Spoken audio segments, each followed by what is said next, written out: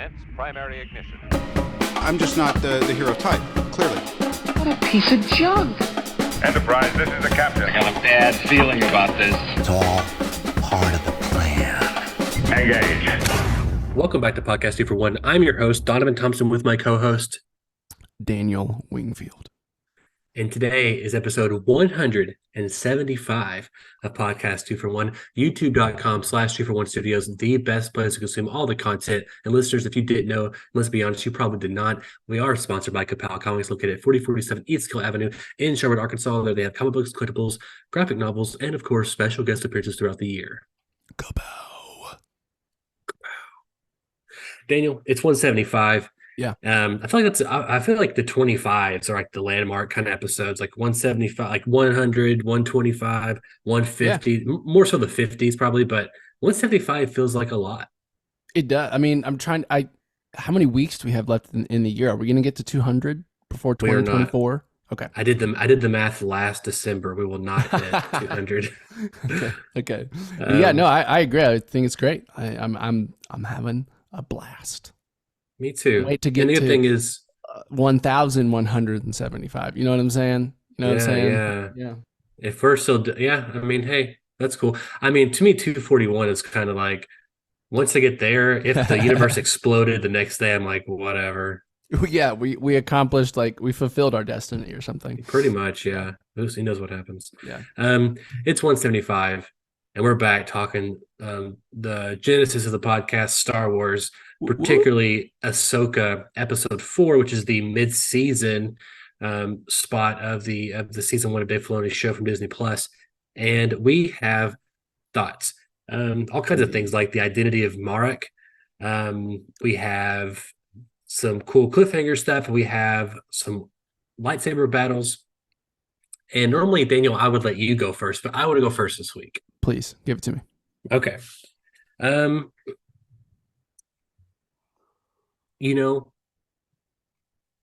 I love Star Wars.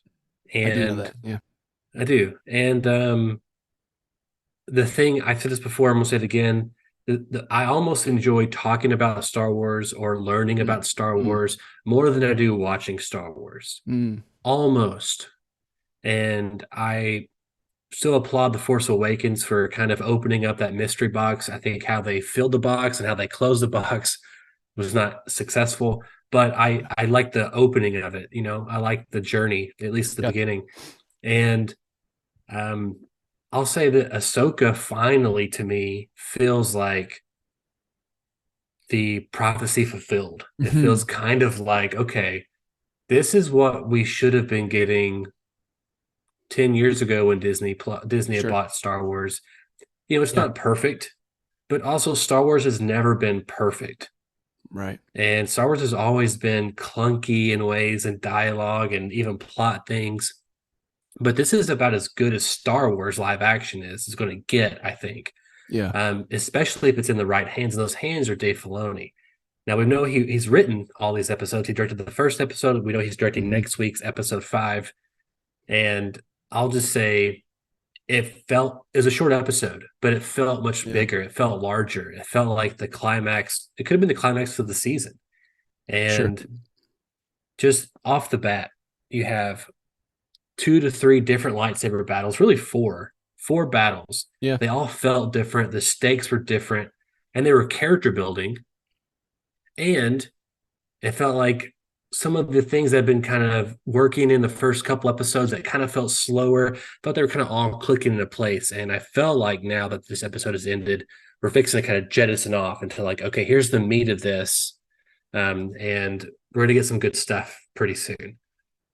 My only worry, I'm fine. I'm good. My only worry is that this might be too much of, I saw someone say this and I was like, oh, it's a great example. It's too much inside baseball Star Wars. I don't see how the average viewer, the average person is going to be able to watch this show and know anything that's going on.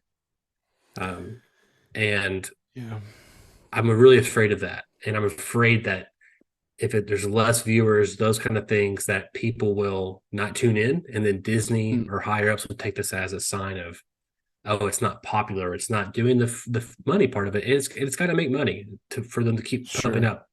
millions of dollars. But if they just had any smart bone in their body, they would say, okay, Filoni, take over full time. Be the Kevin Feige officially. Let Kathleen Kennedy step aside. Let Filoni do it, and now take Star Wars into the future. Because I think this is a fantastic episode, and I loved it. Yeah, I mean, just to bounce off some of those last points you were making, I mean, like, the more I watch, the more I'm like, why haven't I restarted Rebels yet? I really just need to rewatch it, because I think a lot of the stakes are kind of dependent on that prior knowledge. I mean, the whole Ezra stake for Sabine, you really have no context for their relationship, for who Ezra is, anything, unless you've seen that. And so I hear what you're saying, and I do kind of agree that it's this weird thing where, like, the best part of the prequels was the inside baseball, right? Yes, it was I think the lore, so, yeah. the world building, the interesting places we went, the interesting characters we met, the different species that they introduced, or the different, politics and all these kinds of things. And so I'm lapping it up, right? Like, this is absolutely what I want more lore. I want more world building. I want them to Tolkienize Star Wars, where, like, Tolkien wrote entire languages. And I know, like, there are like, I mean, like, I think there's Wookiee languages maybe already made or something, stuff like that. But, like, the level of detail that Tolkien put into his world building in, like, the Lord of the Rings and the Hobbit, that's, I think, what a lot of us have wanted out of Star Wars, that attention to detail, and attention to detail in such a loving, lush way. You know what I mean? Like, you can tell when Tolkien writes, when he builds his stories, he's falling in love with this as he's writing it. There's just this element of, like, it's poetry mixed with exposition. And I think, yeah, that is what we're kind of getting from Ahsoka. We're getting more of this, into the weeds of the Force, into the weeds of the politics, and I don't think it's perfect. Like, there is part of me that still at times where we're just holding on shots a little too long, or, like, I agree. We're waiting to start the battle and we're just reverse shotting and no one's talking, and I'm just like, I get what you're doing and I like the intent. I'm just, the execution isn't quite there. It's like, I almost wish they got, one thing about Marvel, and they have a lot of problems today, but when they were really hitting it, one of the things you could always count on was these just flashy, slick action scenes that just felt fun to watch. You know what I mean? Like, it just the way they were cut, the way they were choreographed, they were always just, to me, a lot of fun. And I do think, I wish that maybe this show had a stunt choreographer that was maybe a little more hands-on or something, or if they would just put a little bit more time and planning into just the action, because I do feel like sometimes the action doesn't, I just wish it was a little more faster paced, or I wish that they, maybe I wish they used a little more CGI here and then for shots, just to let the characters do things that are a bit more Jedi-y or action hero-y. But at the same time, you're wanting more She-Hulk Daredevil versus Netflix Daredevil. Yeah, that break your brain? Bit. Yeah, a little bit. You're wanting more episode 1 Jedi. Like, people are doing more fantastical jumps, those kind of things. I do think there's stuff.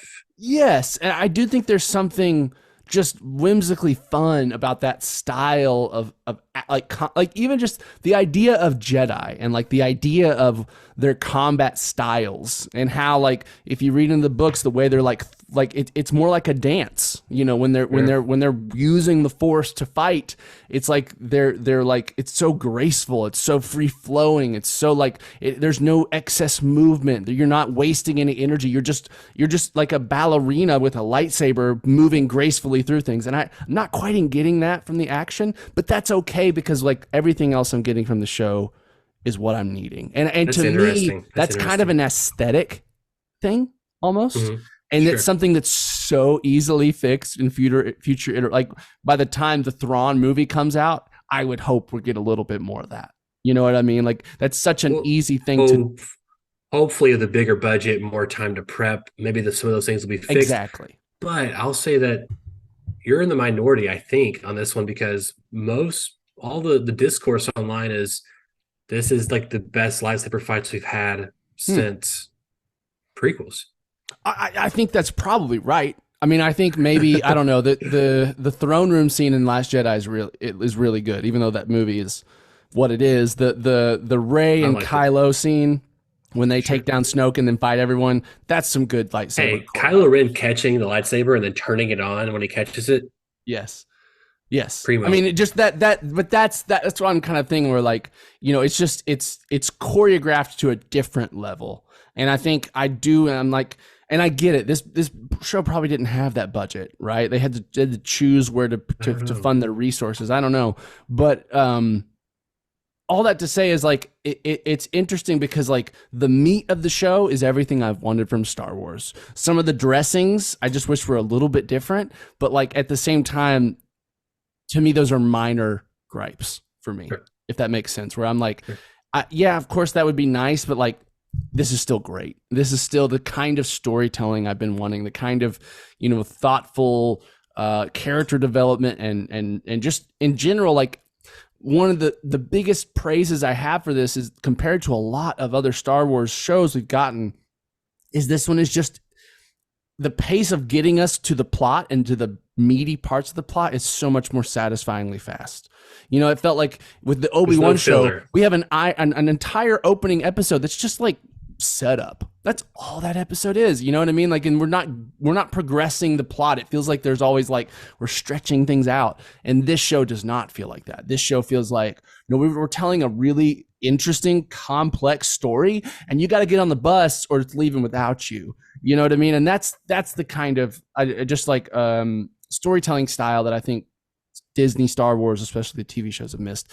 And so, yeah, I mean, I think this episode was great. I think I'm almost more excited about what's going to happen next week, though. I mean, I think this, you know, like it really, like, I had gotten slightly spoiled about who was in the episode at the end, just from a screenshot I saw online.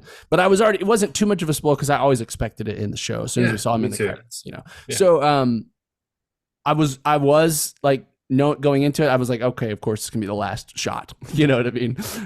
Where it happens. But yeah, I mean, I'm very interested in what happens next week. I'm assuming we might get like a flashback.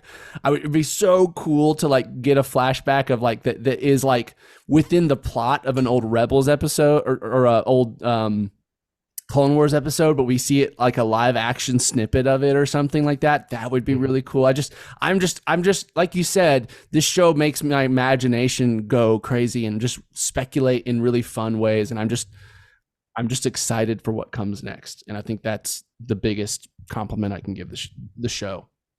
Yeah, no, that's great. I want to talk about a few things. We'll kind of get to the ending, which will kind of, I think that's going to kind of expand our talk a little bit, but just a few things I thought was fun. We don't have to really stay on these too long.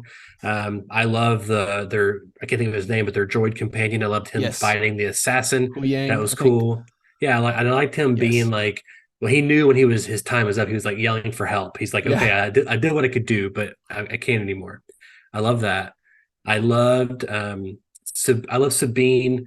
I like the idea of her. You think she's gonna do the Force because it's like a Disney. It's like a Disney movie. It's like, of course, she she didn't even try that one time, and all of a sudden, whatever. But no, she's actually Mandalorian, and Filoni won't do that to us just yet, anyway. Yeah. And so I think that was really smart, and it caught the other one off guard, and I love that. And just the little things, you know, even though we had built it up and we talked about, I've watched so many videos on the possibility. Yeah. Marek had turned out to be nobody. Turned out to be potentially a Force ghost, a Force zombie thing of like of the witch, the Night Sister, the witch, whatever she is. There are some spoilery stuff that I've heard leading into the finale, which I think might tie to him a little bit. Gotcha. But we'll touch on that when we get to the end of the show. Yeah, and you know Is it suck? Not really. I mean, it's almost like it's a fun theory we did. I thought Ezra actually kind of made sense, and people say that didn't make sense at all. And I thought, no, that could have worked. But Starkiller, as much as I would love Starkiller being in the universe, that's a lot of heavy lifting to just throw into a show. Yeah. When already, even I haven't seen all of Rebels, and I too have trouble kind of keeping up with all the little things of like people's relationships. And was Sabine, I don't even know if Sabine and Ezra were romantic. I assume they were. I think there were You know? hints, but they're young Okay. in the show. I think Ezra's like 14 or 13 when the show starts, so he's maybe like 15 Okay. or 16. So like, I think there's always. I don't think they ever did much with it, if I recall Sure. correctly. Okay. But it was so, like hints. Yeah. yeah. So, like, again, it's inside baseball Star Wars. And more so, I think it's 6 ago, even more inside baseball, right? Yeah. I love the idea. I love also that I can't think of her name. I don't know any of these people's names, but I know. it was her and her son. She the general. She Oh yeah, disregards. General Sue who. I don't know. Yeah. I can't think of her name, but it was like, okay, well, she rectified that mistake that we kind of talked about. Like, she would do this anyway. I think it would have been smarter to do it in the same episode that she. Yeah. Whenever I think it was kind of a little lazy having it happen in a separate episode. Hera, by But the way, Hera. Hera. General Cool, Hera. Syndulla is what they Syndulla, call it. Hera. Okay. Syndulla. No, Hera Syndulla, but yeah. Hera Syndulla, gotcha. And so I love when they got the map finally and they blasted to this other galaxy that it almost like ripped through space and time and it destroyed the other ones. That's cool stuff. That's cool Star Wars. And I love her and Balin's fight. I liked all those kind of things. I thought that was great. Can I just shout out Balin too? Because in Balin is one of my favorite depictions of a Sith that we've gotten, because they're actually doing it like, I feel like George or like they're pulling from some of the deeper lore, the stuff that got developed in the legends, right? Because like, just a quick recap. Sith, obviously in the beginning, Darth Vader was just the bad guy. He was the antagonist. That's what he's the big guy in black that's bad, in kind of mustache twirly levels of bad, right? Him and the Emperor both. They add nuance to Vader later on when he's Luke's father and comes to redemption, blah, blah, blah.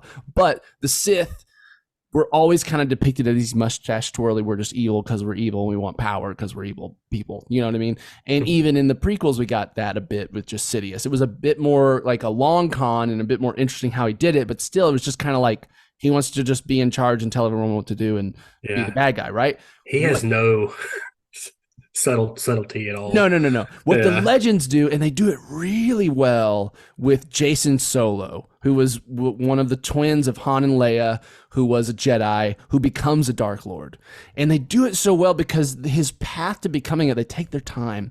And it's this path of not, I want power. I need to control everything. I am the best person and everyone should worship me, whatever. It's this idea that to make omelets, you got to break some eggs, right? It's this idea that the ends justify the means, no matter what.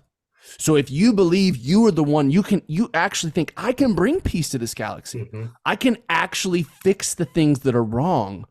But to do that, these people have to go away, or I have to take care. You know what I mean? It's this idea. It's almost like it's presented at times to Jason. There's this character that's kind of slowly leading him down this path, and it's like, is it okay to kill 10 people if it saves 500? To the Jedi, it's not. To the Sith, it would be, right? To the Jedi, no, I would never kill people intentionally to save, you know what I mean? The ends don't justify the means, and to me, Balin and what we got in this interaction between him and Sabine and Ahsoka was that kind of Sith. Yes, he's willing to do bad things, but to me, I got this impression that he genuinely believed the ends of what he was going to be better for everyone. You know what I mean? It's not this like, I need to be in charge. I need to be the biggest badass. It's this, we're doing what's necessary to make the galaxy a better place. And I think, for one, that's just so much of a more interesting villain. That's so much more Thanos, right? In this idea that it's like, the Sith are bad, but they're not bad because of what they want. They're bad because of how they go about to get it. Yeah. And I think that is such, and again, I don't know if we've gotten an on-screen live action portrayal of Sith before like this, where it's just, they aren't just these bad guys. They're these guys that have a purpose and have a goal and actually believe they're doing the right thing in their worldview. They're not just like, we want power and to kill people. It's like, no, we have a plan. We're trying to fix something that we see as broken, and I think that I'm just so grateful that Filoni is bringing that on screen, that idea of Sith, because it's just so much more interesting to me, at least. I think Anakin was like the only one that was kind of promised that in the beginning of his Sith, that was like, he says it, I'm bringing order and peace and prosperity to my empire. Yes. But he's being told that you have to do these horrible things to save all these people. Yes. He's not just going for power, and particularly he's trying to save his and they do a Padme. great job in Clone Wars of really Sure. spelling that out. You know, I don't, Yeah. you're right. That is present in the prequels. That's just the execution of it. It feels such a big jump, right? It's just like, oh, 1 minute Anakin is the savior, and literally 30 minutes later, he's, you know what I mean? He's willing to kill children. And I think that's, sure. The idea is there though, right? That yes, he actually, they were trying to instill this idea that being a Sith was meant to be a solution, was meant to be the thing that fixed everything, not the thing that destroyed everything. And that's kind of the tragedy of the dark side, is that when the ends justify the means, then you lose a lot in on the way to wherever your goal is, you know? Yeah. Anyway, so I just want to say, thank you, Dave Filoni, for making Baylan a much more realistic and an interesting interpretation of that idea, because I'm so excited about that. Yeah, just talking about Baylan real quick. I love Ray Stevenson. I've loved him for a very long time, for 10 plus years, just watching all his other works. He was the Punisher in Punisher Warzone, even though the movie's not great. I think he was a great Punisher. But my only issue with Baylan, and it's not Baylan, it's just what Disney or Filoni and they kind of, all these people have to do, we've talked about this beforehand, is a little bit of revisionist history of Baylan's like, yeah, I knew Anakin, and everyone knew Anakin, you know, and it's like, he never talked about you. And it's like, well, it's, you know, it's like, even I just restarted playing Jedi Survivor last night, because I'm determined to get through it and everything else. And as I'm playing, I'm like, oh yeah, you know, all these other Jedi are running around, and Luke feels so isolated, and he's so disconnected, and he's so ill prepared, and all these things, and he still manages to pull it off. And granted, it was always his destiny to, but it's just it's kind of, it's odd. Right, it's odd. Even I didn't mind that too much, because I guess the way I interpreted that line was that like Anakin was the most popular Jedi that has ever existed. Everyone in the Order knew of. I almost got the idea it was that like Anakin didn't tell you that. You were just like in a big conference where he said something like almost just this kind of like what I got out of that was that Baylan didn't have a personal relationship with Anakin. Baylan was just a Jedi Knight in the Order at the same time, and like everyone just knew him, and he was kind of this, and I think they did it well. He's this loud, kind of boisterous, kind of cocky presence that wants everybody to know about him in a way. Yeah. You know, so I'm not disagreeing with that. I think you're 100% correct there. I'm just saying that it's, you know, it's even odd that Revenge of the Sith, we never once hear that Anakin Skywalker has an apprentice named Ahsoka. No, you're right. And obviously she wasn't created then. She didn't exist. Yeah, right. She was made years later with Filoni and Lucas made her together, and they filled in all the gaps where, you know, and we got that context later. But I think, and I'm hoping that this is what the show is doing. It's getting us literally to another galaxy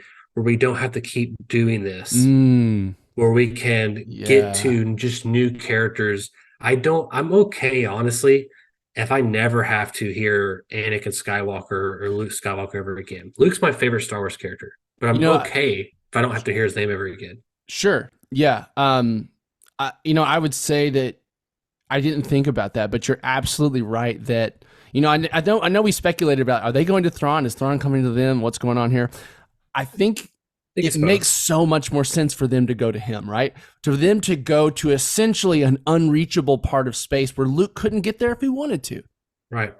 That kind of fixes some of the issues that we're talking about a little here. And that's why I'm like, now I'm like, man, are they just going to get there? And then like, we're in that galaxy through the rest of this kind of run of Filoni's projects, because that works for me, actually. That again, you fix kind of the issue that we had with Mandalorian and all these other ones where it's like, why wouldn't Luke be there? Of course he would. You know, it kind of fixes that, and it kind of makes it like this is like it's not a multiverse, but it's a multi-galaxy. You know what I mean? And they exist separately, but at the same time, and events can happen over here that have nothing to do with over here because they're so far separate and stuff. So I think that is and exciting. I guess to me, I'm like, oh, okay, that actually fixes an issue that I wasn't thinking about it might fix. I think it does too. The only issue I see is that I assume the Mandalorian is going to be in this Oh,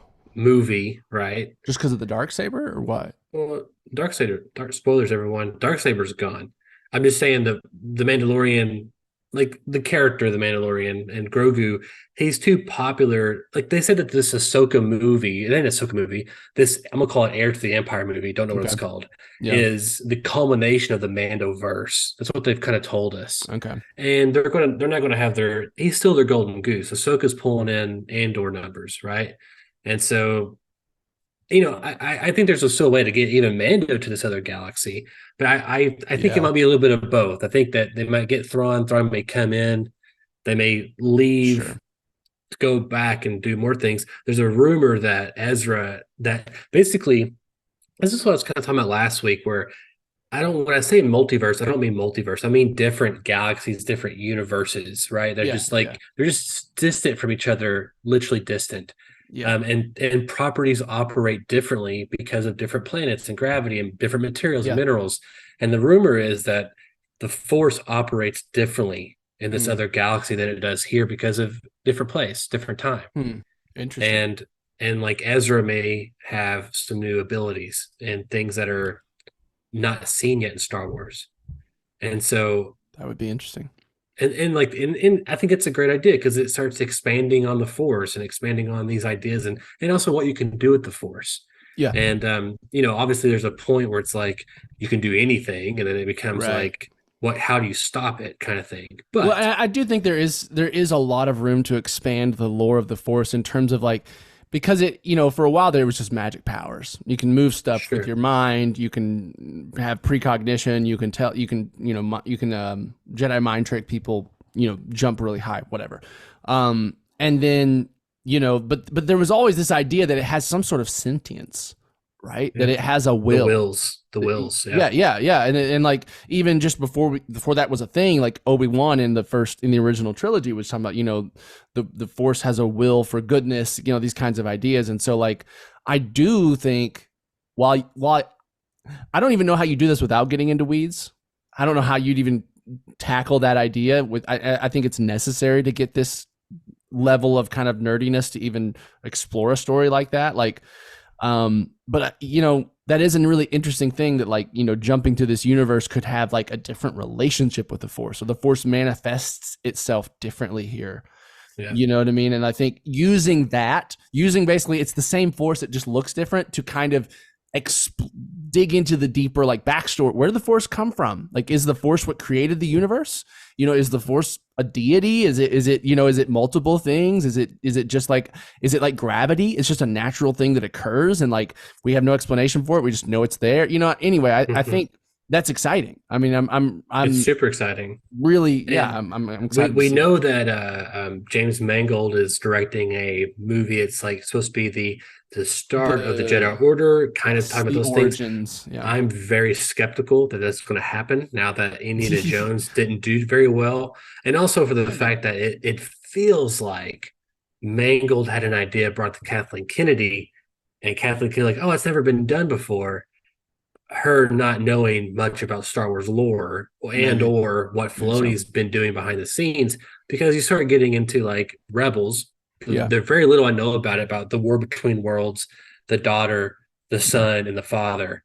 And like they're basically these representations of different sides of the Force. Yeah. And so like that stuff I still don't understand yet. But that kind of brings me to this, Daniel. First of all, that's all exciting. And I think you brought the Lord of the Rings parable earlier, and it's super relevant because we're into the War of the Worlds now at the very end. And from what I understand, you have to find a gateway. You have to unlock it through the Force, and not anybody could get in. Not even Palpatine. He tried to forcibly get in. He couldn't do it. Yeah. And because he knows its existence, but it's like this thing. And it's like this weird place where you can look through different doors. You can interact with the doors. Yeah. Sometimes the door, and basically it's like different places and times of Star Wars canon, right? Mm-hmm. Sometimes those present to whoever's in the War Between Worlds as particular to that person. So like Ezra was seeing people that he cared about and events that tied to him. And interestingly enough, he saves Ahsoka as she's fighting Darth Vader. Yeah. And some people say that he changed the timeline. I'm not quite so sure because from what I understand, she's fighting Darth Vader at the end of season 2 of Rebels. And before you see her fate, the door closes and then he pulls her through. Filoni has kind of said this thing where like you can alter. He said like it's a place, it's like time travel, right? You can go in and alter things. But he also made the comment, but it could also be a thing where you were always meant to alter it. Like who knows? Almost like it's so mystical. Who knows? And it kind of feels that way to me. If we didn't see Ahsoka die in Rebel season 2, Ezra pulls her through. It's like it's a loop, right? It's always it's a loop. It's all fixed. It just hasn't happened to whoever's living through it at the moment. Right. It would be the argument. I mean, to put it in Avengers context, it would be the idea that, you know, the events of Endgame were always supposed to happen. They were always supposed to go back in time and take these things away from other timelines and come back here. I mean, I guess that's the reason the Time Authority didn't get involved. The only explanation once we get into like why wouldn't they get involved? Well, because it was a canon it might be a event. poor example. Might be a poor example because Marvel has their own set of rules. And you're right. It feels like they're breaking them daily. So It's true. Maybe Don't do this, example. Star Wars. It's called the Quan theory, right? You look at a picture of yourself in the past, and like you're with a group of people, and you're like, I haven't been there yet. You end up finding a time machine. You go back in time. You take the picture with the people, and the thing is, it always happened. But you just haven't experienced it yet. So that's the Quan theory. My favorite theory of time travel, which you get from Lost, which I'm rewatching at the moment. You're rewatching Lost? Oh man. I am. Kimberly's never seen it, so she watches this episode. She's gonna be like, "There's time travel involved," because she's not there yet. But I know it's coming. I know it's coming. What season are y'all on? Just as a quick aside. Middle season 2, so it's so. Have we gotten to Penny's boat? Is that? I think that's the end of this season. No, not Penny's boat. I think maybe it's season 3. Season 3, I think, maybe 4. Dude, the first 3 seasons of Lost are just crack.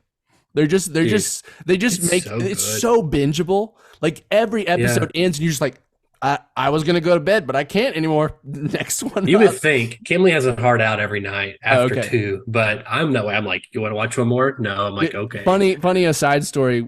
Catherine and I got married, and like the first month or 2 of our marriage was us living off all the gift cards we got at the wedding and watching Lost. Just all we did. Like I swear to God, we watched all like 6 seasons within like a month and a half or so, and just it was a key moment in our relationship. So we're probably like 4 weeks in, and we're on season 2 or 3 weeks in. So we've done some good heavy lifting. 2 episodes a night roughly has been our which is healthy. So anyway, I'm having a blast with that. But anyway, the Quan theory. So the War Between Worlds, the expectation next week, and clearly Disney has some confidence in it because they're putting it in theaters. Yes. Which I checked multiple times. Am I anywhere close to one? Even though I could watch it for free on Disney Plus. It looks like there's only 10 theaters in the US that's doing it. Literally, so like probably all on the West Coast and East Coast. Yeah, that's what it looks like. LA and other places like that. A couple, like one in Texas, but not driving that far. And it looks like Anakin Skywalker's back.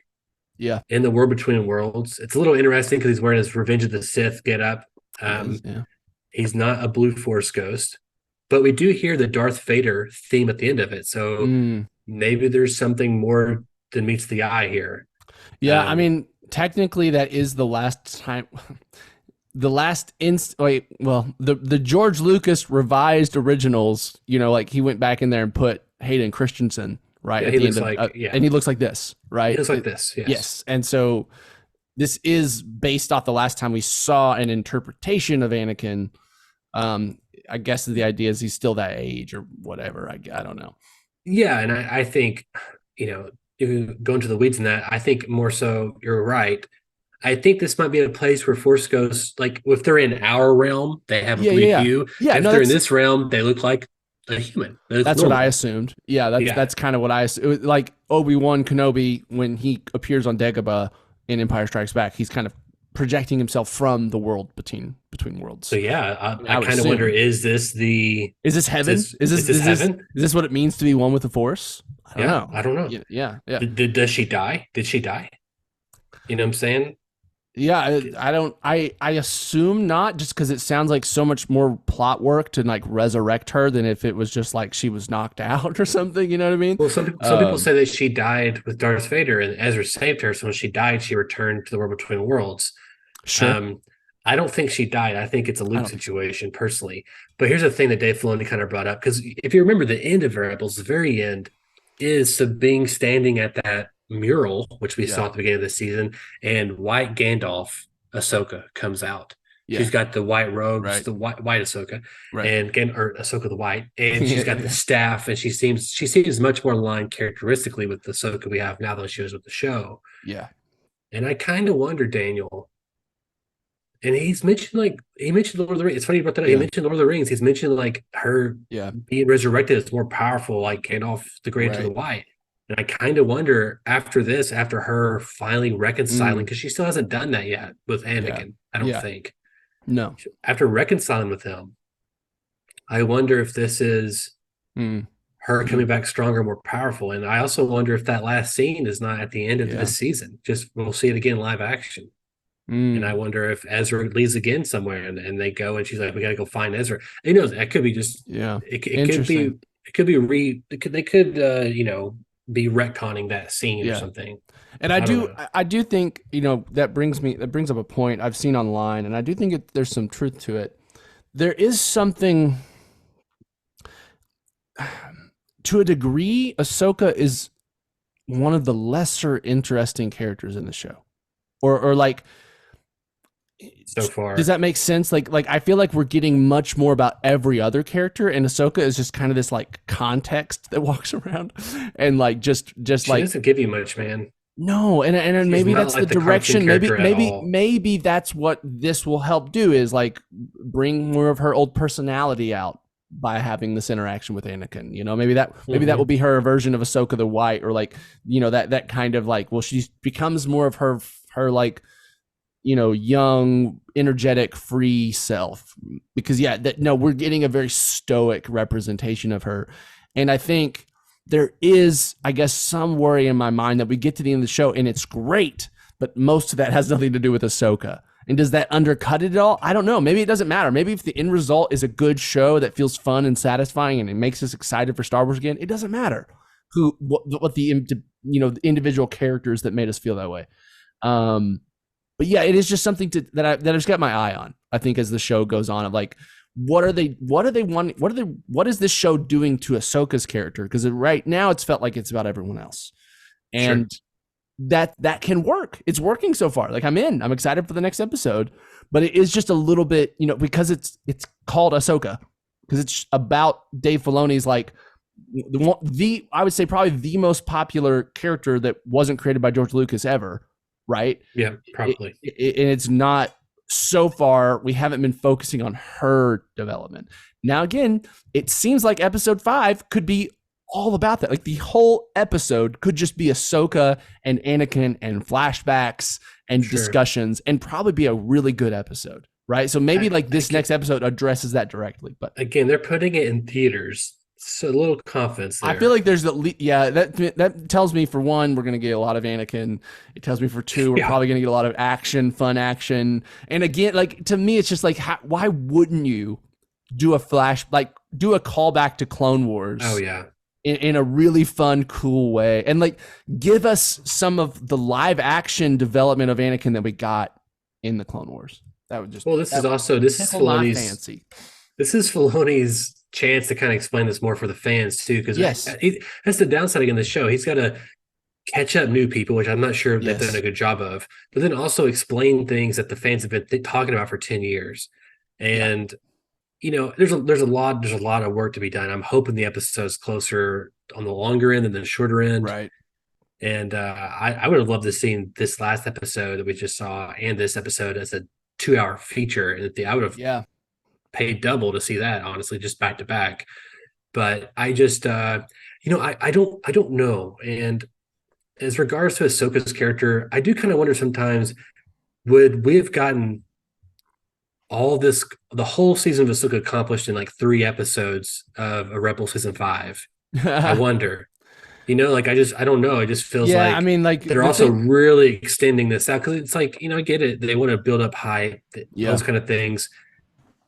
But I kind of wish sometimes, Daniel, they would just like, what if there was no fat and it was just like episode 2, you're sure. getting Thrawn, Yeah, episode 3, you're getting Ezra back, episode 4, you're getting, yeah, I see that version where it's just like, let's just fucking go, dude. yeah. And I feel like this is setting up for not only Ahsoka season 2, but for this big final movie. And I don't Which know. you'd think if it does well enough could change the course of Star Wars forever, the IP, the direction Disney's going with it. So I think it is this thing of like we're talking about building up to a movie, and on one hand we're just talking about the movie itself and like how will it feel building up, how successful it will it be.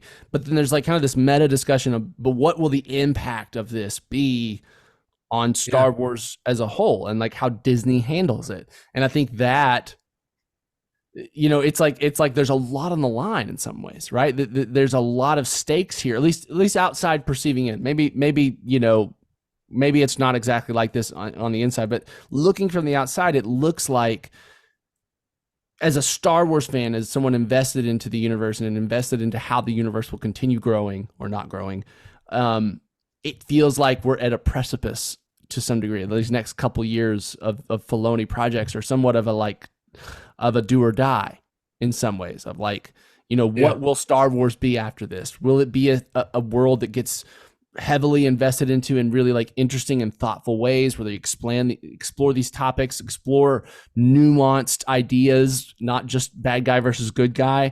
Or is it going to be like, well, that didn't work, so we're just going to make Star Wars a theme park movies, and all they are is just theme park fun, where it's kind of on the surface, but it's all pretty slick and put together, and you're in and out, and it's boom. That was Star Wars kind of thing. And to kind of just go back a little, you said the most famous character George hasn't created. Automatically, I would say it's probably Baby Yoda, the Mandalorian, right? Which are just based off of characters that George most loved. I would say Ahsoka's more loved by the long-term Star Wars fans. People like Baby Yoda, but he's a baby. Well, I mean, I guess what I'm trying to say is also those characters are basically just reincarnated versions of other characters George created, right? Sure. Baby Yoda is Yoda. Mandalorian is Boba Fett when he was cool. Better. Yeah. Better. Yeah. What we thought Boba Fett was Empire Strikes Back is what Mandalorian is. Yes, exactly. Yeah. Yes. But then you have, I know we talk about it like in a shady way, but Rey Skywalker, Rey Palpatine, she is a very popular character, especially among girls. Sure. Kylo Ren, BB-8, and there's money. There was clearly money there to be made because all 3 of those movies made $1 billion. Yeah, and they're making another one with Rey Skywalker. Right. They've doubled down even after the fan base, in my opinion, completely revolted. At least it got split down the middle. Yeah, which is not great. You don't ever want a fan base to be split. To be fair, that was not her fault. Daisy Ridley or Rey's character. It was everything they did with her. She was great. I loved her. She's an amazing actress. And I like Rey. Like, again, Rey's first half of The Force Awakens, I think she's awesome. I like her a lot. Yeah. I think she's great that whole movie. I think she's... Yeah, no, I would say that, but in the beginning when they're introducing her and all this mystery around her and like... Sure. I just thought they set her character... I just really fell in love with her character in that movie. Sure. And I just think that they squandered that later. But I loved in episode 2 Last Jedi, where she was a nobody. And then, again, everything that's wrong with Rey Skywalker is not her fault. No. It's Kathleen Kennedy and Disney's fault. That's what it is. Yes. 100% J.J. Abrams. It's and to a degree, Rian Johnson, but yeah. Well, I don't know. I will say Rian Johnson has gotten... I've gotten a little rubbed along wrong way with some of the comments he's made recently, where it just is a little bit like, I made Star Wars too smart for you guys. Like almost a little bit of that tone, and you're just like, okay, you didn't. Sure. You didn't. I mean, like, look, Knives Out, that's great, but like, okay, but like, this is fucking Star Wars, and it's not. You know what I mean? It's just, it's a little bit like pretentious, and I would say that's made me feel a little bit more like a little more distasteful for The Last Jedi. If that was possible. If that was possible, I guess. But I mean, also think with this, he made his millions. He's very successful now. and he might be just saying it to troll you. Who knows what He he might actually be, believes or and thinks. he got more definitely popular after that. Like his Knives Out and all that came out after The Last Jedi. So just to some degree, his stock went down with Last Jedi, and then it went really far back up because he made 2 original movies, and those don't those happen anymore. And it was really successful. And so maybe this is some of like, it's just like, you know, he kind of hasn't missed since in some like to a degree. Not yet. And so he's only shot just twice, but some ego coming out. I don't know. Maybe it is, that's another conversation. Listeners, if you want to hear our last Jedi debate, you can always find in the first 20 episodes or so that, and of course, the Rise of Skywalker review are happening all at the same time at the beginning, at the birth of Podcast Super One. Indeed. 4 years ago. So, I don't know about that. My point is Disney seems to see some utility, or at least Bob Chapek saw some utility, Bob Iger, all of them, in bringing Daisy Ridley back again after the discourse of Last Jedi and Rise of Skywalker. Yeah. And so it's clearly popular to a degree, it's going to make money. Yeah. Which is, again, it makes me nervous because it's like, they're like, well, we're going to bet on this horse that even if people don't like it, the horse is going to make us money. And it's like, I don't know. Maybe they have to pay the bill. Maybe they have to make that to pay the bills for Ahsoka. I don't know. Disney doesn't have trouble paying bills. That's not a You're concern right for them. You're right, Daniel.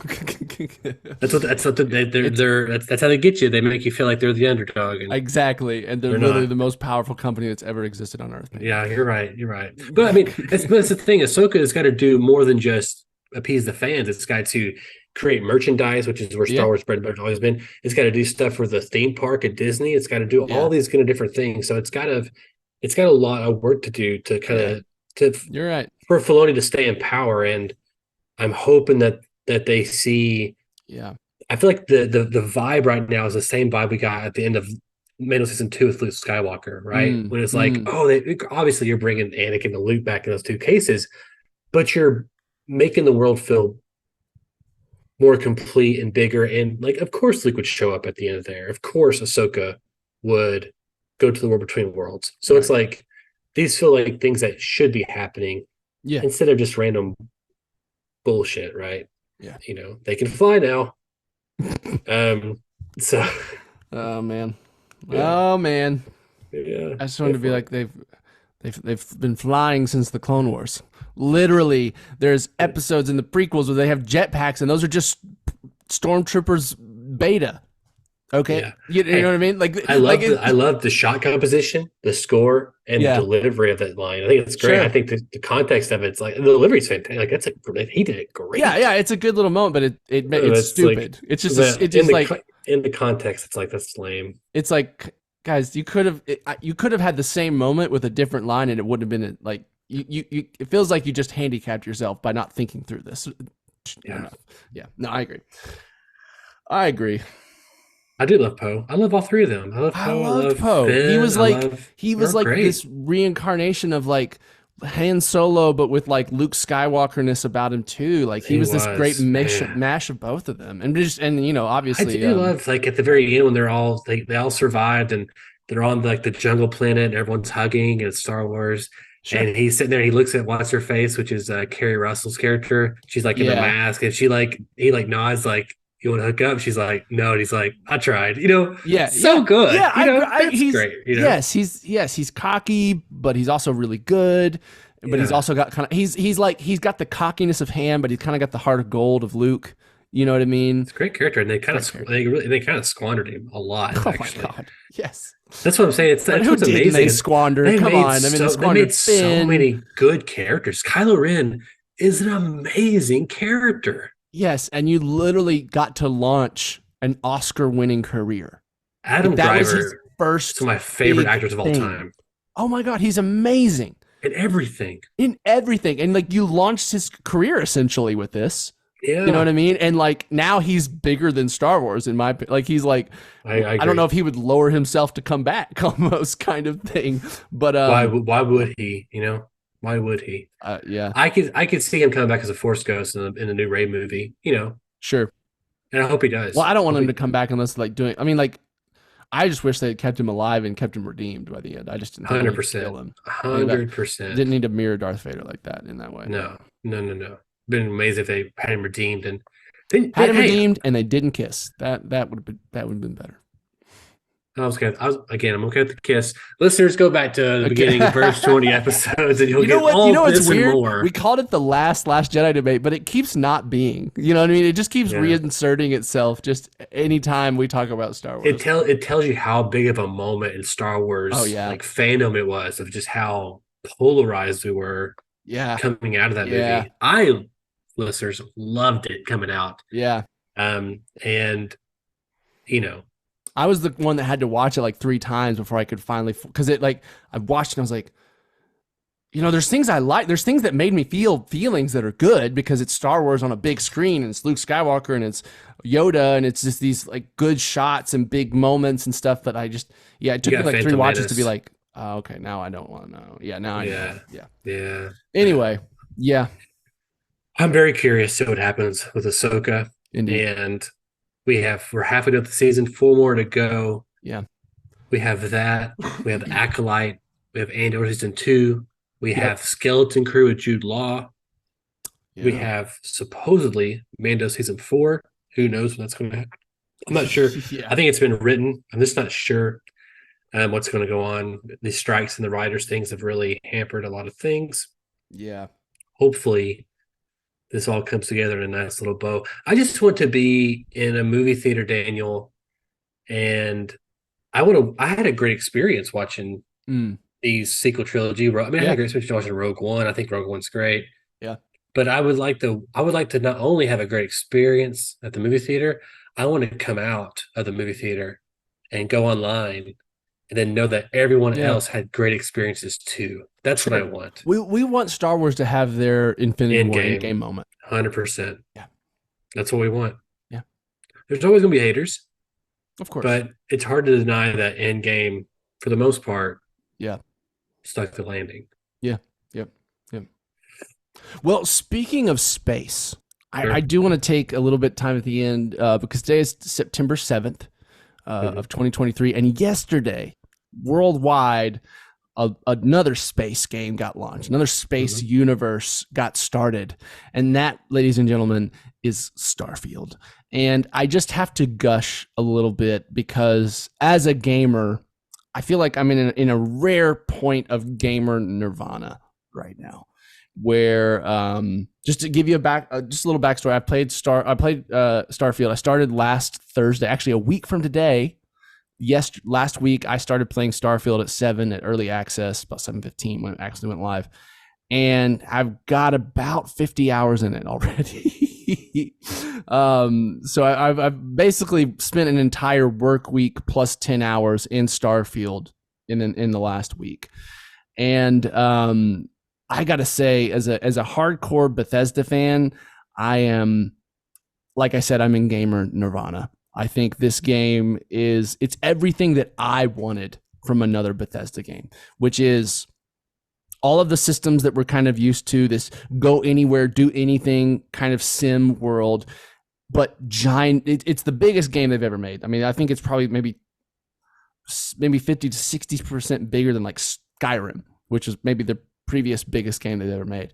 And the amount of role playing, the amount of dynamic events and everything like that, it's just been up to 11. I feel like they doubled down on role playing, on stories, on quests, and I feel like it's everything I've wanted from a Bethesda game, and it's in one of my favorite settings, which is sci-fi space. Right, like, and to me, it has a very Star Wars aesthetic because it's very analog sci-fi, if that makes sense. Everything's very much buttons and switches, and like, you know, it's got this a bit more grounded sense to it than maybe like Star Trek, where everything's just like a touchscreen and all that kind of stuff. But yeah, I have officially rolled credits on the main story. Whoa. Which is typically not something I do in Bethesda games. Usually, I wait till like. That's the last thing I do, because to me, there's something about like finishing the main quest that might make the rest of the quest feel less important, maybe, or something like that. This one doesn't. And I'm not going to spoil anything, but I heard that this one the game doesn't start until you beat the main quest. Yeah, and I don't know. I don't want to spoil Yeah, anything yeah. for you, but like I hear there's like narrative reasons behind this. essentially there is new game plus, and there's narrative reasons to do it. And I'll leave it at that as far as things, but like it's kind of fucking brilliant. And like Bethesda games are always games that you want to replay in my mind. Sure. Like just to take different, like do the same quest, but make the different decisions, like side with the other side, do it this way instead of that and see what plays out. Because oftentimes there's big differences in like how the quest plays out or the story plays out. And this one gives you narrative reason to want to essentially replay the game, but kind of not at the same anyway, it's just brilliant. It's just like it's probably the best main story that Bethesda's ever done in any of their games, because to some extent it's a little bit shorter and sweeter. I mean, it's probably going to take you 30 to 40 hours to beat just the main story. Sure. But like it's a bit more to the point. And then I just think the reveals and like kind of the things that happen in it are just like there's one point where like I had a character that it was one of my companions and was following me around, and they died, and it was a big moment. And it was just like, and honestly, it made me put down the game for a while, because I was just like, I was upset, because I was like, no, this was like my favorite character that was like hanging out with me when I was doing all these stuff. And like, I really liked him. I planned on, like, I hadn't even completed like their companion quest, because like every character you have to like travel with them. And then once they like you enough, they'll give you like a big companion quest that explores their backstory. I hadn't even done that part yet. You know what I mean? I was like halfway through that. And I was like, he's dead. I guess he never liked you, Daniel. I guess that, yeah, whatever. But and there was so much of me that wanted to just be like, I could just I could load a save, I could try to fix this, and I was just like, no, I'm not going to do that this time. That's your like choice. I'm going. This is my canon event. Going back to Spider-Verse, this is a canon event for my character, and this will then motivate how I approach the rest of the game. And it did. And I kind of went on like this revenge tear, you know what I mean? Like, motherfucker's gonna pay. And I would just say that the game rewarded that choice. The choice that I chose to not try to save scum, not try to make this perfect playthrough, but like to go with what happens, to let it be a part of the story. The game just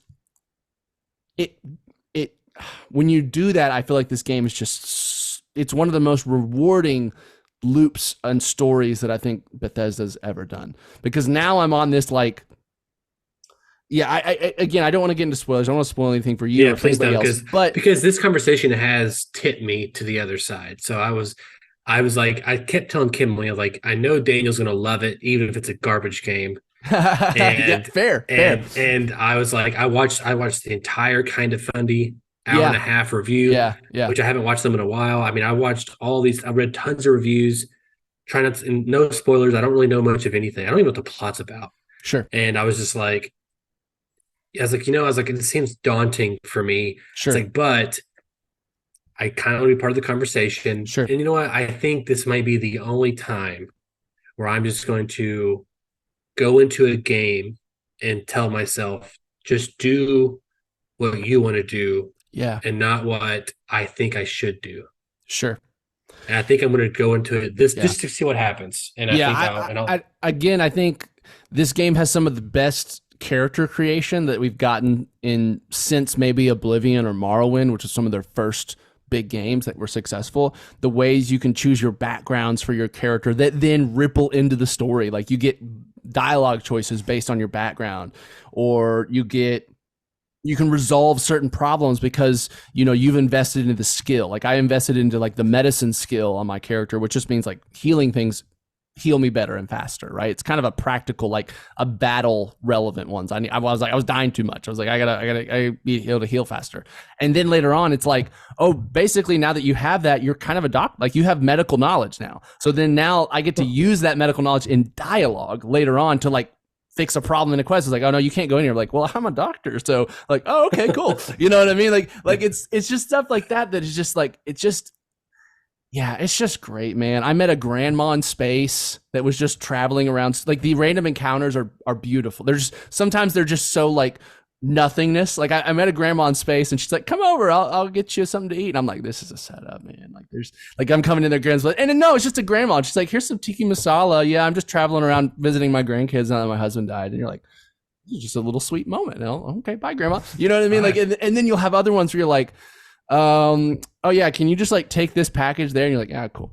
And you go there and it's like, and then it just explodes into this like multi-tiered quest where you're just like, oh my God, there's so much to consider, like what, I just think. Grandma is probably playing the long con. You'll probably get diarrhea in New No, Game Plus who or knows? something at a I could crucial see moment in that the game. showing back up. Yeah, I mean, I've seen some. I haven't encountered this. I've seen some like where people jump to a new location and like a ship will hail you and be like, "Have you? How long has it been since you've renewed your ship's warranty?" Like just like little things like that are just fun. And then they have like these long, engrossing stories. You can go undercover and be a space pirate. You can be a marine. You can basically be like a space like a Han Solo space cowboy that's just going around like kind of patrolling and making sure everything's okay. You can be a corporate I mean, they have an entire city that's just cyberpunk. There's a city called Neon.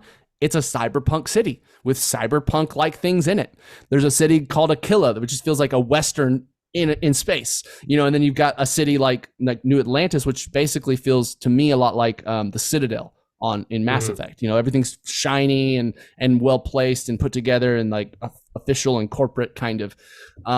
Yeah, man, I think it's all of that, right? It's all these quests that are, I think, some of the best Bethesda's ever written, and some of the best, like you actually get to make a choice. Like sometimes in old Bethesda games, there was kind of an illusion of choice where it's like, okay, are you going to do this or that? But in the end, it kind of all gets to the same conclusion, and it was just kind of like a flavor text rather than actually affecting what happens in the quest. I'm not encountering that in this. I'm encountering where it's like, okay, here's the decision, and it will drastically, like night and day, change what happens in the resolution of this little story or for this character or whatever it is. And I think it's all that. And then you just get to go explore space. You know what I mean? You just get to go like build a ship and go be a pirate if you want to, and just hail people and demand they give you all their stuff or you'll blow them up, or go survey planets and be like, mine resources and build up outposts. You know what I mean? It's just like, I'm not sure I've ever played a game that has this scale of things to do that, in my opinion, are worthwhile. And I think the combat's the best they've ever done. I mean, I think it's very good first-person combat. The guns are really fun. Like, you can jetpack around and, like, you can shoot bad guys' jetpacks and they'll just, like, shoot off and die, like, explode. Like, basically, I feel like there was a... Like, I feel like I've seen Mandalorians do that, where like they shoot the backpack, then like the backpack goes, crazy, and they blow That's up. That's an old. Yeah, thing. yeah, That's but an it's old just game fun. thing. Like it's just dynamic. You can do that if you want to target their jetpacks, that'll happen. And so it's just, man, it's just great. There's so many moments where like I went on this little side quest and I felt like I was being in the Alien universe for like an hour. You know what I mean? Where it's kind of like alien horror, like little quests. There's another quest where you're trying to like reunite lost lovers. There's another quest where, you're bringing down an entire faction. So there's just like, it's just everything that I've always wanted from them. And I feel like they've taken the best elements of their past games and crammed it in here. It's not perfect. Here's the thing. It's perfect for me. Like when I say that this is probably my game of the generation, I've put 50 hours in 1 week, and I'm probably going to put another 200 in over the next couple years, if I had to guess. Sure.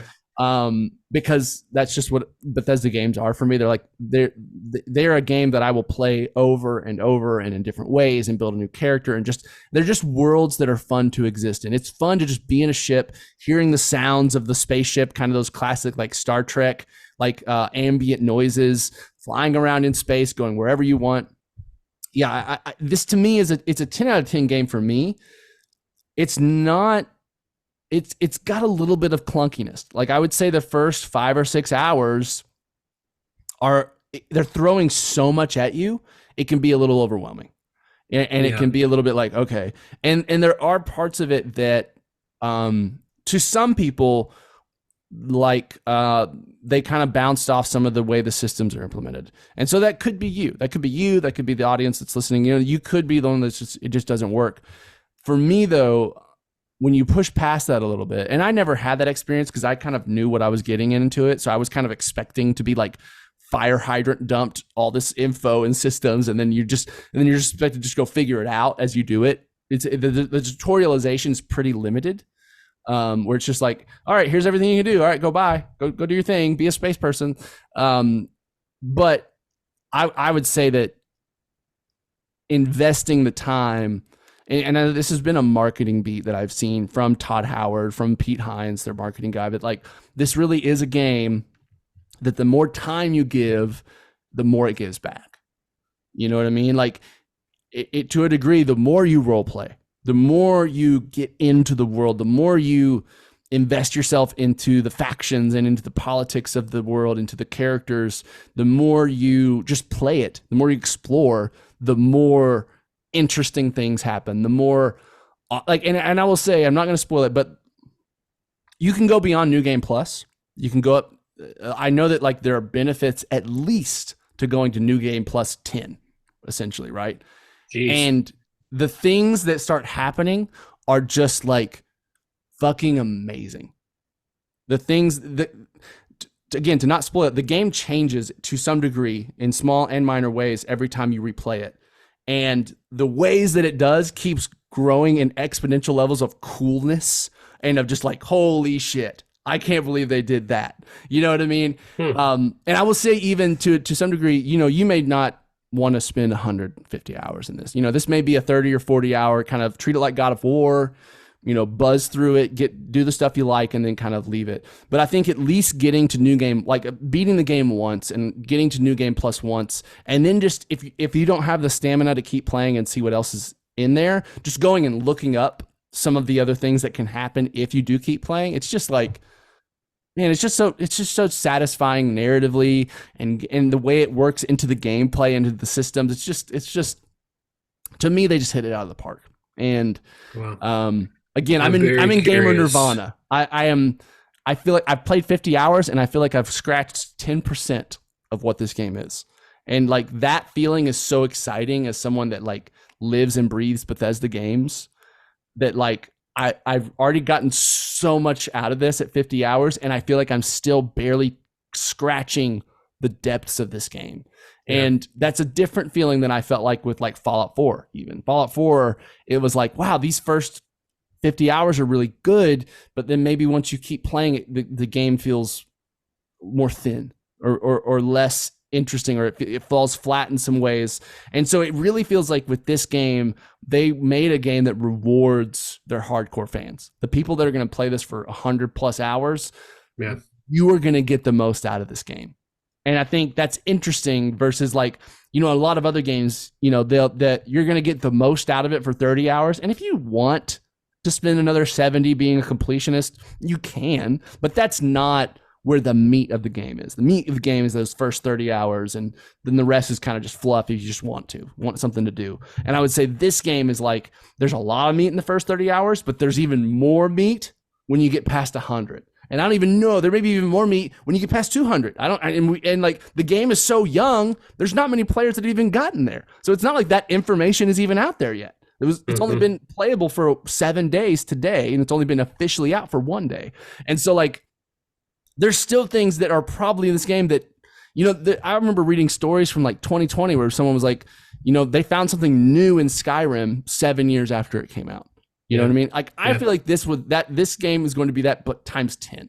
It's going to be like in 10 years, like, hey, someone else found a whole new thing you can do in Starfield. But, you know, if you do this quest and you choose this option, and if you do this quest and do this option, and then you do this, and this happens. Like, you know what I mean? And so, like I said, I'm in nirvana. I have a game that I love, that I know I will be playing for years. And that's a really nice place to be. It's like this place where, like, you know, if I have free time, I know what I'm doing.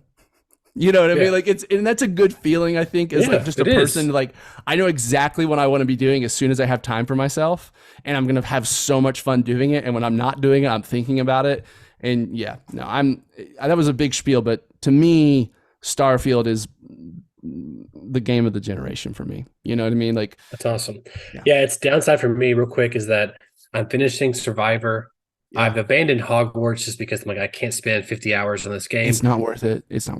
And I just don't, I think it feels, it's like mechanically it's all there. I feel like it's lacking the substance that I think I The need. world is very shallow, and like I mean, I think even the idea that like you're just walking around using unforgivable curses on anyone, and they're just like, ah, that's cool. You know what I mean? Like you can Well, learn yeah, all of the unforgivable curses sure. and use them on anyone you want, and it's like it's like all the trappings of Harry Potter are there. I don't feel like the world feels very dynamic, or it doesn't. It feels like a Harry Potter theme park, not like you're in a Harry Potter movie. If that makes Yeah, sense. I don't know. I mean, I think my main issue is just the story and the investment of the characters. It's not good. But Yeah. but I think I'm just like I don't like doing this. So I think I'm going to give up on it. May come back to it later, and I think I'm going to beat Survivor, trade those in.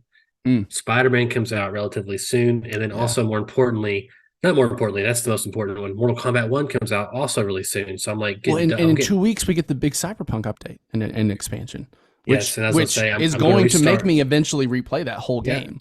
I'm going to restart it at some point and go again. You know, I put Yeah. 50 hours in it last time, and I had Yeah. no intention of playing that game until we talked about it on the channel. That's And then true. I put 50 hours in it quick, and then I think I've been telling Kimberly like every other day, like I think I'm going to play Starfield.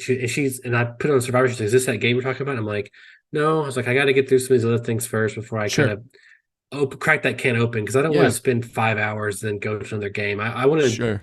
devote some time to it if that's what I want to do." And so I think I'm that's smart. wrapping up some TV shows. I'm wrapping up some games, trying to carve out that like mental space for it. So it's going to Yeah. happen. I'm going to try it out. We'll see how far I get with it, and Yeah. I'll also be curious to see where you're at with it in Yeah. the And months, years to come. yeah, and I'll just say, I mean, like this year in gaming is such a breath of fresh air from the past few years for me. Just the amount It's a huge game. It's a of huge great. year. Yeah, I mean, it feels like we're a little close to like 2007 or 1997 or 2004. Some of like the years where like so many bangers came out that Hmm. it kind of didn't make sense. How could this many games come out at the same time that are this good? Yeah, And I feel like with Baldur's Gate 3, which I know is coming to Xbox before the end of the year, and I know that's probably another 200 hours I'm going to spend in a big. I hear RPG. it's better. I mean, everyone says it's better in Starfield. I feel like just in terms It's a of choice, different. It's better it's if you don't different. mind Yeah, turn-based combat, but if you like real-time combat, I mean that's a big yeah, thing for people. Some people just don't like turn-based combat games, yeah. and And I that's a think big. people more talking about the choice and Yeah, the absolutely. presentation of the narrative and how it.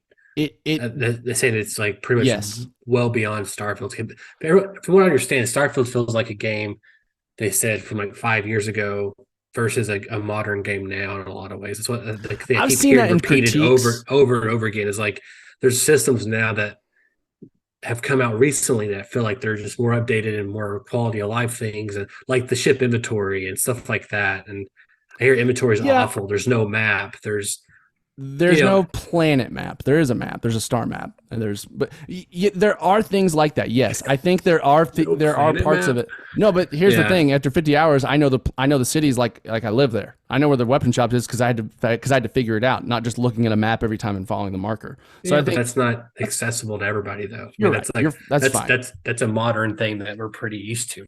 I I mean, think a lot of those to me are going to be just your opinion on it. None of it bothered me.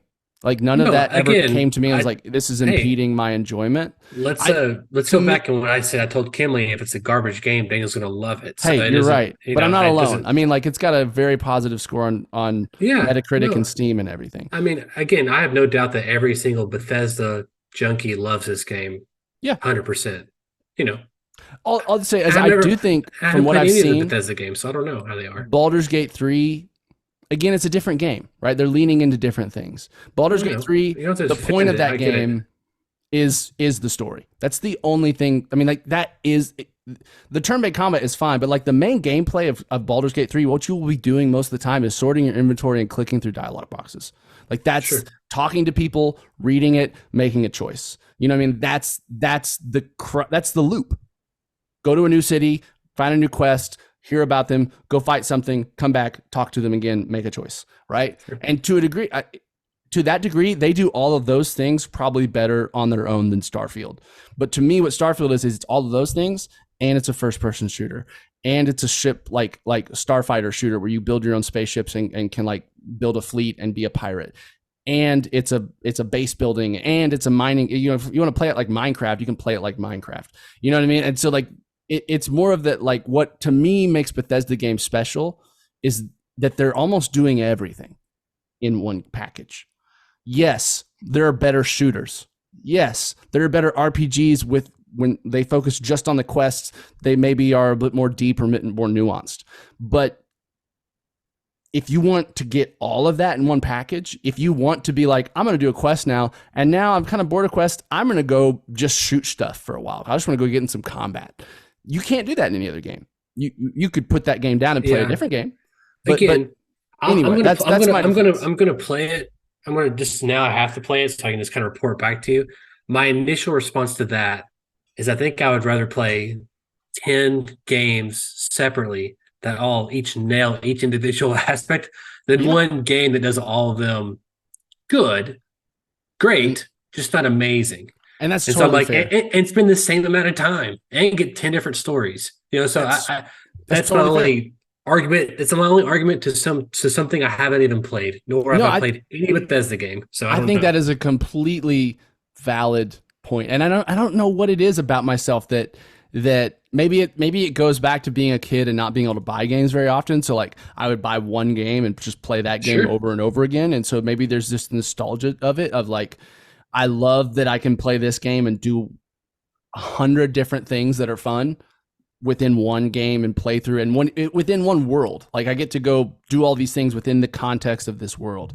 But you're right.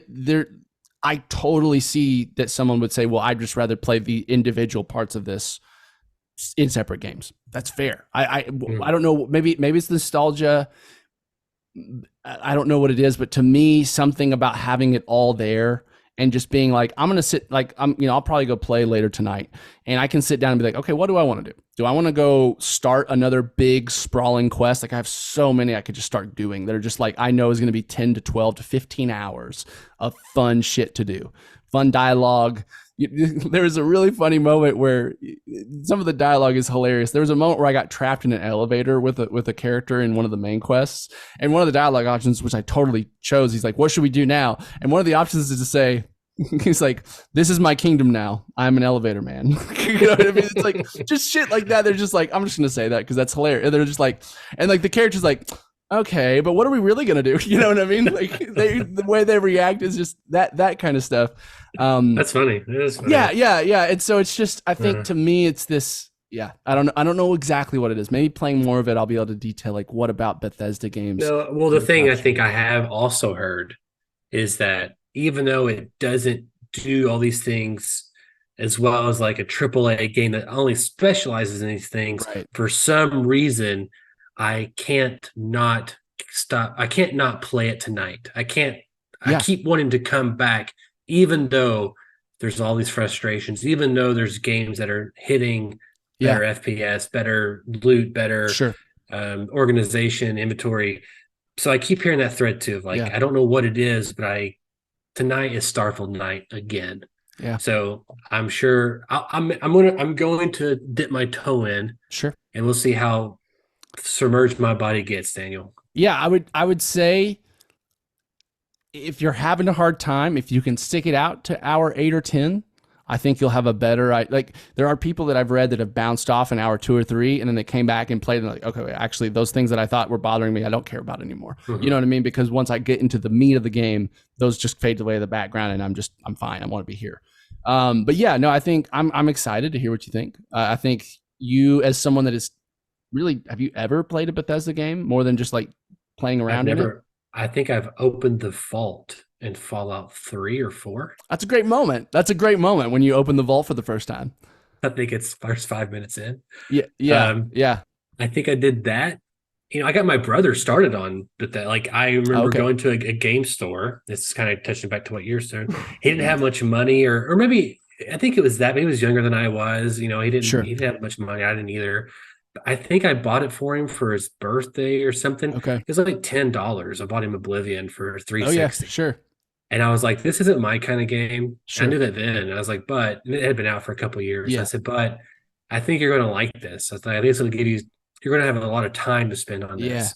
Yeah. And then next thing I knew, he was buying the statue dragon edition of Skyrim when it came Wow. out. Okay. Well, Yeah. like he was like dying for the teaser trailer, like it became his world. And Yeah. I think he's played New Vegas multiple times, Fallout multiple New times. Vegas I think is one of the best. I credit. You're welcome, Bethesda. I sent a young boy down a path to love, and I've never dipped my toe into those kind of. The closest I've gotten to those kind of games choices is Mass Effect, and I do love. I mean, Cyberpunk is there's a lot of similarities between even like I feel like what Cyberpunk did. I feel like they based a lot on some of Bethesda ideas. I gave a lot of time to Cyberpunk. I have 50 hours. Yeah, and Cyberpunk is a more shiny version. Like it's a more cinematic version, and part of that is because you have a character that talks, right? Yes. And so you don't in this, which is my preference. Actually, I because I like Cyberpunk, but there's only so much role playing I can do because I'm still V. I still sound the same, even if I decide I'm an old guy or if I sound like I'm a young street punk. I still sound the same, and I kind of react. I mean, the tone of the dialogue choices are all the same. Doesn't matter who you design your V to be, right? And there's something nice about imagining what my character sounds like versus having to be what it is. You playing that much of Cyberpunk, I don't know if I realized you played 50 hours. You may relatively quickly hook onto this more than I thought. Who knows? I don't know. I'm very interested just to see your initial That's the thing. That's the thing too, though, is I like sci-fi stuff, and so Mass Effect, like I didn't play Dragon Age, didn't play those, but then Mass Effect come out, and Mass Effect was a hard learning curve for me in the beginning especially that first one. Just because of the mechanics and but not because of like anything. They're not great compared to like 1 to 2. Sure. Right. And then, but I love I think Mass Effect 1 still has like one of the best sci-fi stories of all time. It's really good. I loved it. And so I was obsessed with 2 and even 3. And then, 3 is what it is. But I love I think 3 is perfect till the end. Sure. I mean, there are a lot of, especially Mass Effect 1 vibes, I think, from this, where you're, especially the idea of Mass Effect 1 where you'd like travel to different planets and then you stumble upon some really cool story like zombies in a derelict spaceship. I remember that one specifically from Mass Effect 1, or all these other things. That part of it feels like, in some ways to me, this feels like Bethesda said, this is how we would do Mass Effect. This is our version of that kind of game. You're just trying to maybe play it, but then just to kind of keep picking back, finish this. Yeah. And then Cyberpunk, I love Cyberpunk, Blade Runner. Like I loved it. I've written a script with like a whole world of Cyberpunk in it. Yeah. And I love that kind of stuff. And so like I've always gravitated towards sci-fi things. And to me, this is the best chance for me to like a Bethesda game. And I'm going to give it a shot. I just don't know when there's low risk. It's a $15 monthly payment just to try it. I think I'll be playing it probably. I will probably have sunk in a couple hours by the end of the month. I'll say that. I'll report back. Cool. At the end of the month. And who knows if you love it, we can do a big like spoiler episode and stuff like that. Yeah. And if you don't love it, I can just spoil it for you if you're not gonna play it anyway. So, well, I would actually love for us at some point to do a Cyberpunk revisit. After Phantom Liberty and after we've both hopefully beat all of it. Well, it may be next year because like Phantom Liberty is also adding, I think, at least like 30 hours of main story content plus the side quests and stuff. So it's effectively like adding another 50, like I don't know maybe like 80 hours of Cyberpunk content if you did everything. I know on my recent playthrough, which I did my David playthrough, I built the character from the anime. That's what I'll probably do. It's real. I like all melee combat now, which is awesome. Yeah. But at the last time I played that, which was not that long ago, maybe 6 months, I had like one single quest left on the map. Like I'd done all the jobs, all the gigs, everything, and I was kind of just waiting to do just the campaign. But then they announced this one where it's going to change things about the campaign. I was like, well, I'm not going to finish this playthrough now. I'm just going to start a new one again. Maybe I'll do Corpo because now I've done whatever the one is where you live out in the wastes and come into the city. I don't know. Nomad. I think it's Nomad. I've done Street Kid. Street Kid was the David one, so I may do a Corpo one just to try something different. I started. I will continue to do Street Kid on my second playthrough. It's probably one of the more cool backgrounds. I like underdog guy who's street smart, Yeah. working his way up. I like that idea. I do too. It's good. Versus the dickhead corpo, or also the Yeah. nomad who's like the off. All of Nomads are great. kind of too cool for school. Like, we're above all this. You United States Yeah. people. We just want to live in the wild. And To me, a cyberpunk characters like should be someone who's eating noodles mixed with Yes. mustard on the street, and like he's down and downtrodden, and he's Right. he's knows how the system works, but he doesn't Yes. really know. But he's been that's on the my bottom kind of- ring of it. Yeah. No, I think the Yeah. Street Kid is probably the most like feels like cyberpunk. Yeah, me too. The genre I agree. background. Yeah, I agree. But maybe I'll do that again. You Well, convinced me. this becomes Ahsoka, becomes Last Jedi debate, become Starfield and Cyberpunk and Mass Effect. So it's been a sci-fi themed episode. It has. But a lot to talk about, listeners. How can our listeners write into us and all the things we want to talk about, Daniel? Listeners, you can write into bit.ly/2for1mail and let us know what you thought of any of the things we talked about today. Are you on the Ahsoka train with us? Does Last Jedi still give you, flashback nightmare trauma experiences like us? Where are you sitting on the Starfield world? We've been in space this whole episode. At least we have that, kind of umbrella tying this all together. It's all about space stuff. Let us know your thoughts at bit.ly/2for1mail, and maybe we'll read it on the show. Maybe. And if you can't hit us up in our bill, you can always find us in the comment section below, youtube.com/2for1studios, the best place to consume all the content. Daniel, I'm excited to do all these games. I'm excited to talk about Survivor. That's what I'm playing right now, and I'm doing it just so I can see what happens, because I know it's supposed to be good, and you had high praise for it. So I'm doing that Star Wars, and we got more Ahsoka. We have Bruce Hutchison back sometime next week or the week after to talk about Crouching Tiger, Hidden Dragon, I believe. And we are doing all kinds of things. We have all kinds of things around the corner, games, movies, TV shows, until the video game industry goes on strike too, and then we're just fucked. We'll just be revisiting everything old. I've seen talks of like the video game actors going on strike, which they probably need to, but yeah. Yeah, they probably need to more than anybody, but I could be wrong. Anyway, my name is Donovan Thompson.